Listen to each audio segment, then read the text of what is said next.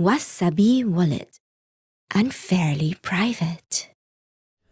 Running a Bitcoin node allows you to host a copy of the entirety of the Bitcoin blockchain, including all previous transactions, as well as a copy of the rules that govern the network.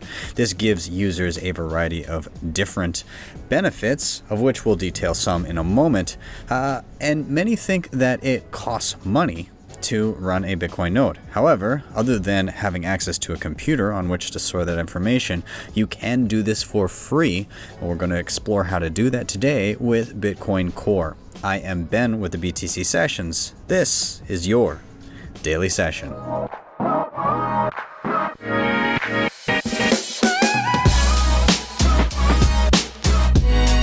Hodl the Bitcoin.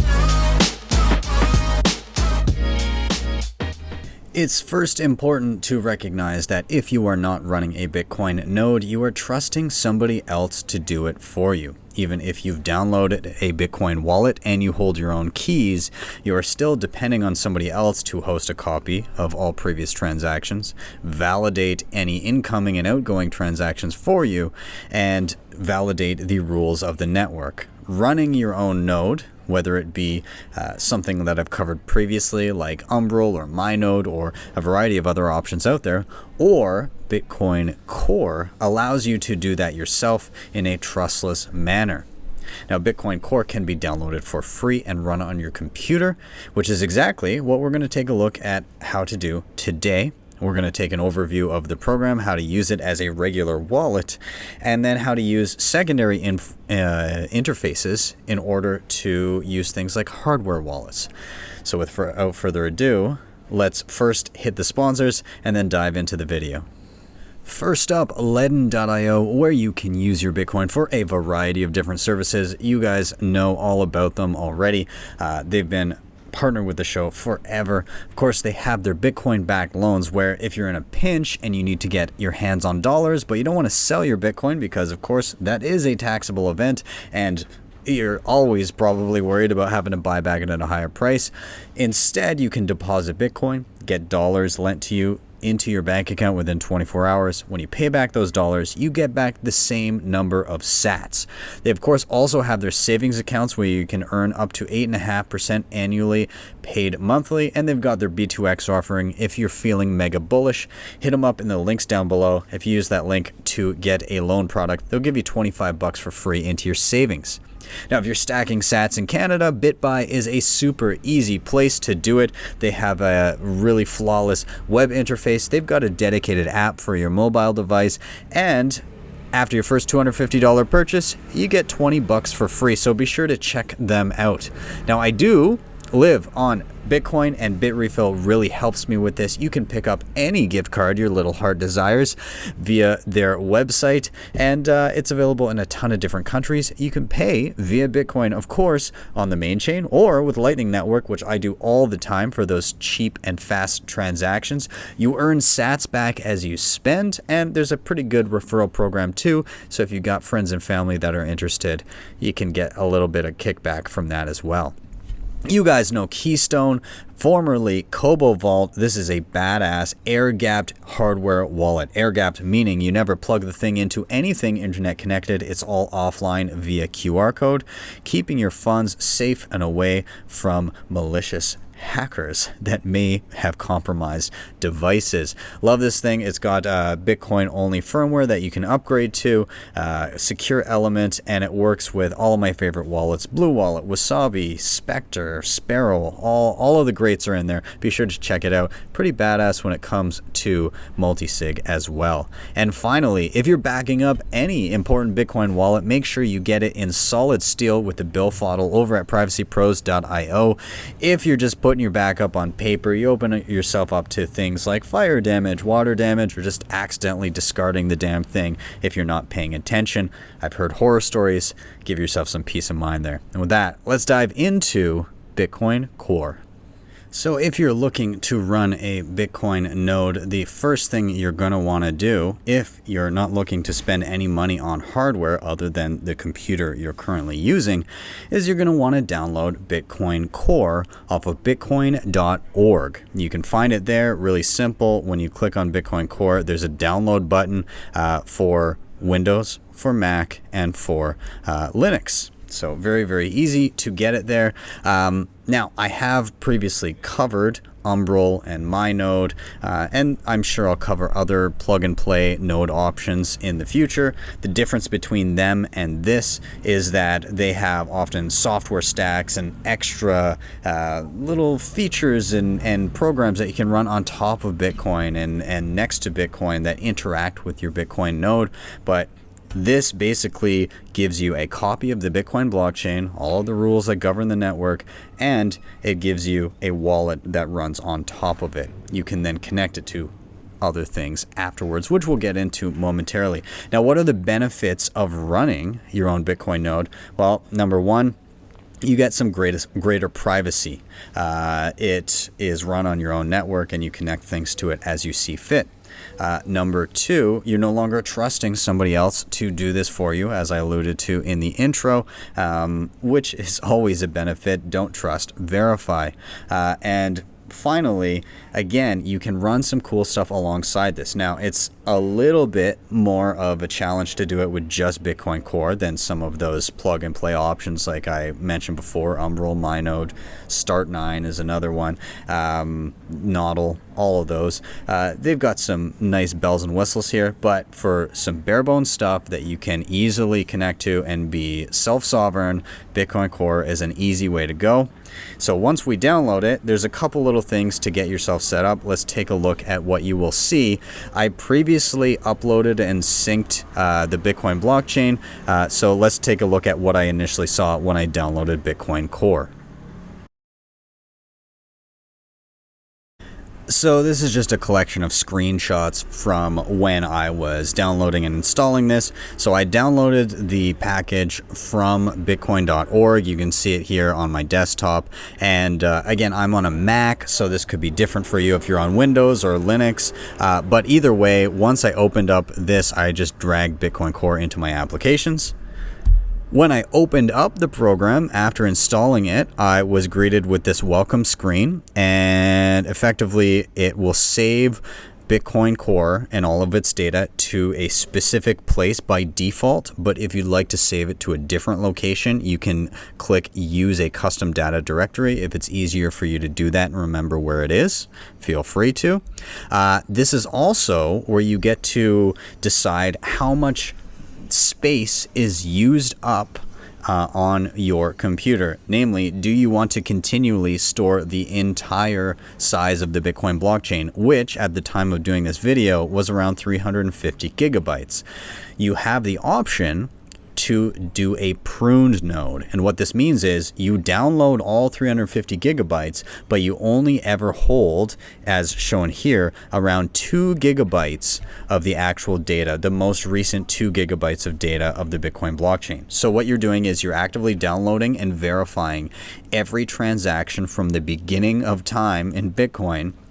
But once you get to that 2 gigabyte threshold, it will discard the already validated initial transactions and only hold 2 gigabytes moving forward from now on. And I chose this option, so I chose to do a pruned node in this instance.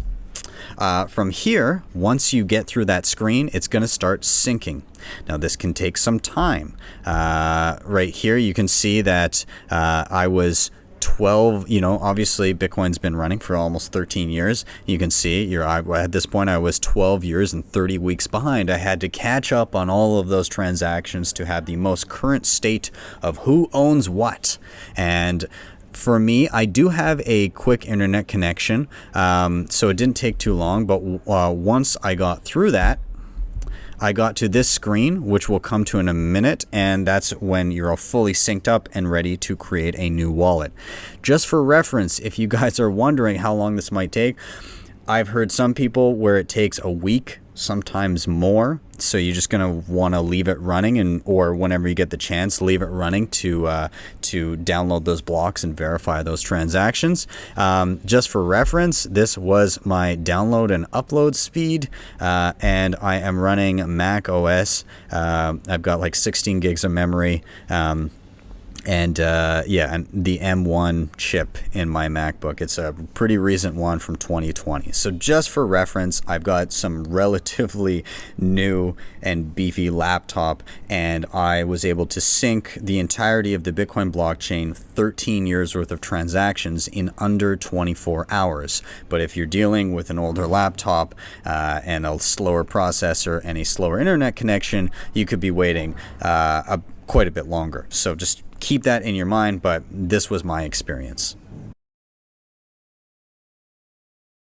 So here we are with Bitcoin Core. It is all fully synced up. Everything's ready, and you can see here no wallet has been loaded. If you have a previously loaded wallet, or if you have the wallet file, you can open that. But we're going to be starting from scratch, and I'm assuming you are as well. So we're just going to go ahead and we're going to hit create new wallet. And you're going to get to give this a name. I'm just going to call it test. Now you can encrypt this with a password. If you hit encrypt, then it will ask you to add a password to this. For simplicity's sake for this video, I'm not going to do that. You've got some options here: make a blank wallet, descriptor wallet, disable private keys. I'm not going to do any of these extra things right now. Again, I'm just going for simplicity to get you guys started. I'm going to go ahead and hit create. Okay, and here we are. This is pretty bare bones. This is exactly what you see when you first start Bitcoin Core and create a new wallet. So you have an overview. You have your balances, available and pending and total. That means available is everything that has been officially confirmed in a Bitcoin block. Pending means it is pending its first confirmation, or depending on your settings, a few confirmations. And the total is everything that is technically yours. Over on the right here, you have recent transactions. Up above, you have your various tabs you can go to. Your send screen, very simple. Who are you paying? Do you want to add a label for this? How much are you sending? And do you want to subtract the fee from the amount? Or you can use the full available balance. Down below, you can choose transaction fees, send, clear all, add a recipient so you can send to multiple people, so on and so forth. Keep going up above. Receive screen. You can hit make a label to it. You can specify an amount. You can choose whether or not you want a native SegWit Bec32 address, which, if you're unfamiliar with that, effectively when you go to send back out, it will be cheaper fees. But if somebody's running an old Bitcoin wallet, they may have compatibility issues sending to you. Probably not as much of an issue these days. Any other messages in there, and you can hit create receiving address to receive some funds. We'll go through all this momentarily, but I'm just giving an overview. And finally, transactions. This is just a categorical list of all of your transactions that you can sort through. So more or less, that is that. Let's take a look at the preferences a little bit, just to adjust any settings that you may want to do. And please do pardon the background noise. I am currently in Greece and recording from a balcony, so just heads up on that. Okay, so I'm gonna hit the preferences here. Now, just due to the way I am recording this, just so you know, it's a window capture. Again, on the go, I don't have dual screens, so a little bit harder to navigate. But effectively, if you go into the menus and you find the preferences option, then it will bring up this options menu here. Okay, and so you have a few options here. We talked about running a pruned node before. This, you can actually specify the amount of data you want to keep on your computer, so you can up or down that amount. Again, just this is all kind of how much data are you actually going to store here. If you click on the wallet tab, you can enable coin control features, which has to do with privacy.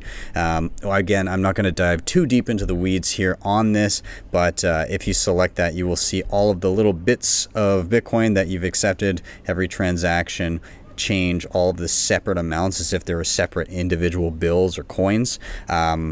And so if you're interested in that, you can enable that. You also see the option to spend unconfirmed change. So if you've sent out Bitcoin and there's change from that transaction, you have the option to make that unspendable until it officially confirms, or since you already know you own it, then you can just leave this clicked on. I'm going to leave it.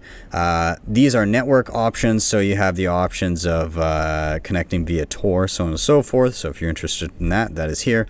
And finally, display, user interface language, units to show.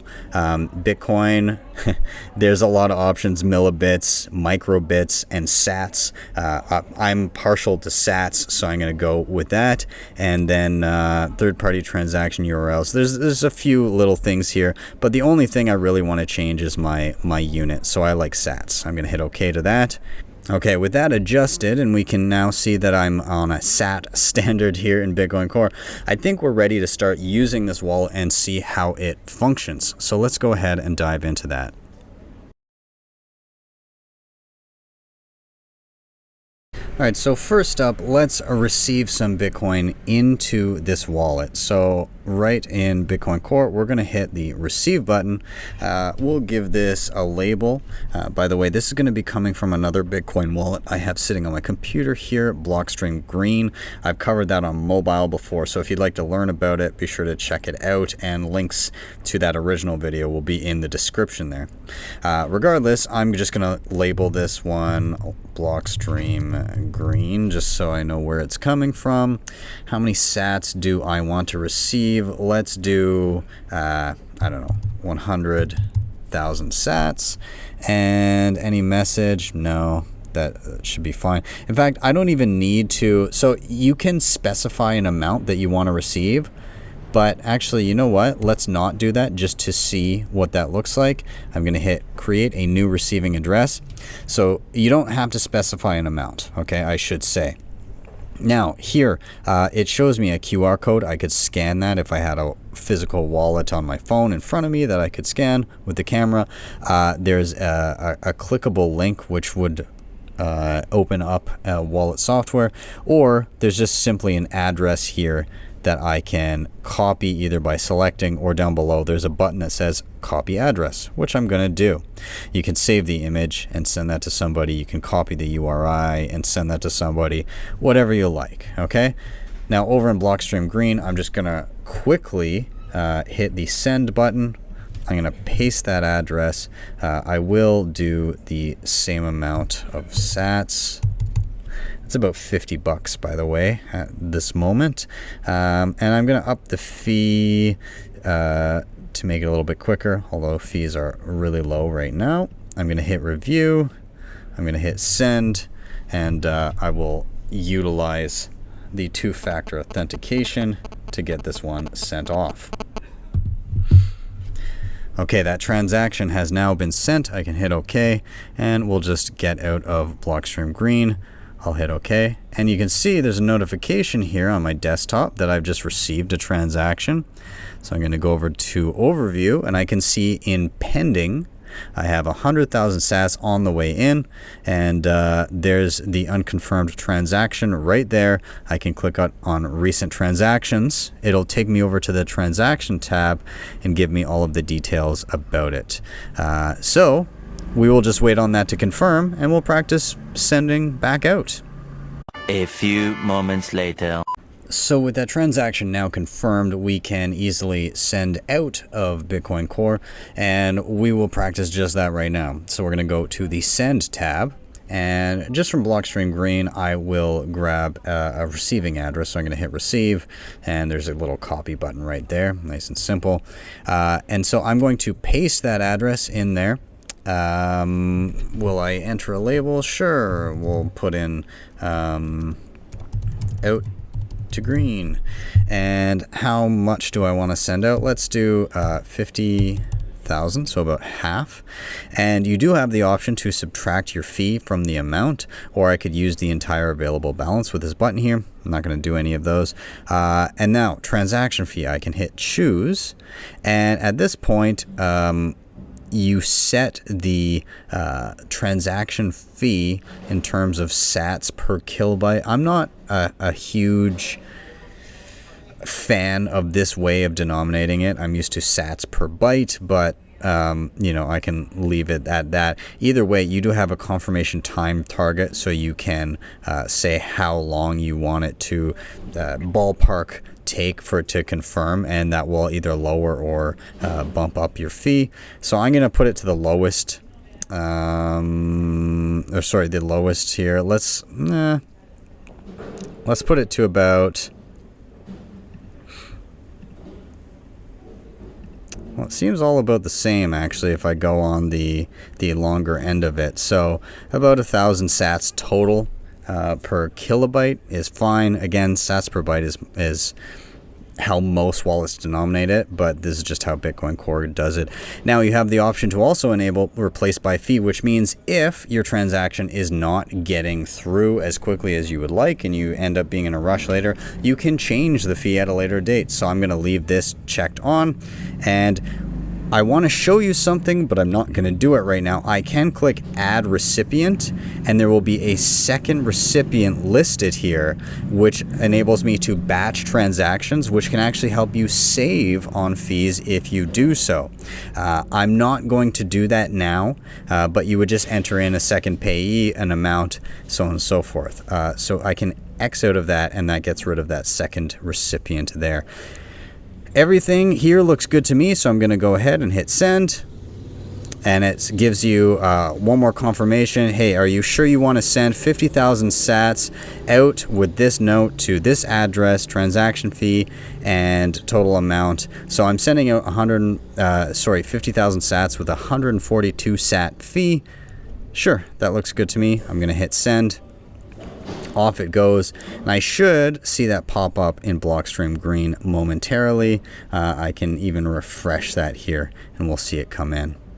We can see here now in Blockstream green we have a confirmation on that 50,000 sats coming in. And just so you know, if you're sitting in Bitcoin Core, it will list as in the process of confirming until you close down and then reopen. So if it seems out of sync, that could be the issue. So I'd like to touch on backing up your Bitcoin Core wallet as well as recovering one with a wallet file. It's a little bit different from your typical downloaded mobile wallet. It actually is a .dat file, which doesn't really matter what the suffix is. It's just a file that you would save elsewhere. Now, if you've attached an encrypted password or encrypted your file with a password, then that would still apply when you reload it. But for now, let's take a look at how to back this up. Within Bitcoin Core, you go to File and drop down to Backup Wallet. And then you're going to save this wherever you like. So I'm going to drop this into my desktop, and I'm going to name it Test Backup. Okay, save, and it saves, as you can see, as testbackup.dat. Now, let's say I have a fresh install of Bitcoin Core. I'm going to go to File and Close Wallet. And so this would be the screen I'm looking at when I first load up Bitcoin Core. Now, the best way that I've found to do this really is to stick this file into the Bitcoin directory wherever you have it saved. So in my instance, I went with the default place. This was at the very beginning when we were talking about either saving it to the default location or changing that location so that it's easier for you to access. I'm in the default location, which is a little buried on a Mac, but we'll go ahead and we'll do it anyways. So it's in the library under application support, and there's Bitcoin, and it's just under wallets here. And so all I'm going to do is I'm actually going to drag this file into the wallets folder, and I'll close this folder here. And now if I go to File, Open Wallet, I can see Test Backup. And if I open that up, it's the exact same wallet we were just dealing with. So that is your go-to for backing up this. Just beware, if you don't encrypt it with a password, then you could have somebody gain access to that file and access to your funds. So keep that in mind if you're actually using the Bitcoin Core wallet as a wallet itself and not just a node Which leads me to our next portion of this video, connecting to third-party software. So I will be the first to admit that I don't use Bitcoin Core as a regular wallet, but I am happy that people can easily download this, sync the Bitcoin blockchain, and utilize it as a reference so that they're not putting off the task of syncing a Bitcoin Core node on somebody else to do. So I find this very convenient for those that maybe don't want to buy extra hardware and do one of those plug and play models. You can download this and then you can utilize third-party software for all of the features that you know and love from regular other options. Wasabi is one such wallet. When you initially boot it up, you have the option to reference Bitcoin Core, which will effectively ask or will check for a copy of Bitcoin Core running on your machine. If it's there, it will reference it by default, which is nice. Or you can designate where that copy is. Same with Specter. I've done a full video on this as well as Wasabi. And same thing, it will check if you're running Bitcoin Core or ask if you're running it, and it will look for the default location and just automatically reference that. And the same is true of Sparrow Wallet, also on desktop, and I've also done a video on this one. You can reference your Bitcoin Core instance sitting on your laptop. Now, what does this provide you? It provides you not only all of the features that all of these wallets have that Bitcoin Core may not boast, things like sats per byte when choosing fees, or creating multi-sig wallets, or utilizing hardware alongside it, just all of the different things you may want out of a regular Bitcoin wallet while trusting your own node instead of somebody else's. So I highly encourage you, if you're so inclined, to download Bitcoin Core and try connecting them to some of these alternatives. Of course, all of the links for those tutorials for those separate wallets outside of Bitcoin Core will be in the show notes. Thank you guys so much for watching. As always, please do hit like, subscribe, and share. All of those things really help get this content in front of more eyeballs. If you want to help out the show in another way, you can of course hit up the previously mentioned sponsors down below: LEDN, Bitbuy, Bitrefill, Keystone, BillFodl. All of those are in the links. And if you really liked what you saw, you can always drop me a Bitcoin tip at my strike.me page. That is strike.me/BTC sessions. Once you get there, you type in any amount you like. When you click on the tip button, you will be greeted with a Lightning QR code, or if you click to the right, a regular Bitcoin QR code, and you can send this off to your heart's content. With that, I am out. Have a wonderful day or evening wherever you may be, and I'll see you guys next time for your daily session.